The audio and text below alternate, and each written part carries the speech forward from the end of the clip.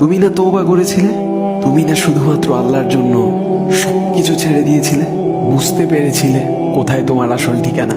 ভুলে গেছো? আবার কোন পাপ তোমায় গ্রাস করে নিল? তুমি তো সেই যে নিজের পাপের প্রতি অনুতপ্ত হয়ে সিজদায় পড়ে অঝরে কেঁদেছিলে। তাহলে আবার কেন দুনিয়ার ধোকায় পড়ে গেলে? কেন ভুলে গেলে কোথায় তোমার আসল গন্তব্য? তুমি কি হার মেনে নিয়েছো নফসের কাছে? তুমি এত দুর্বল, ভুলে গেছো তুমি কার বান্দা? কে তোমার রব? তোমার রব তো সর্বশক্তিমান। সর্বশক্তিমানের বান্দা আবার কখনো দুর্বল হয় নাকি? মৃত্যু পর্যন্ত লড়ে যাও তুমি। শয়তানকে দেখিয়ে দাও তোমার ইমানের পাওয়ার।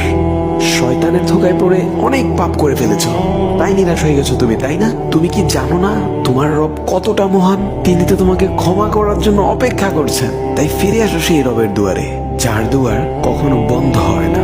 ভিডিওটি ভালো লাগলে একটি শেয়ার করে দিবেন, হয়তোবা আপনার একটি শেয়ারও কারো হেদায়েতের উসিলা বনে যাবে।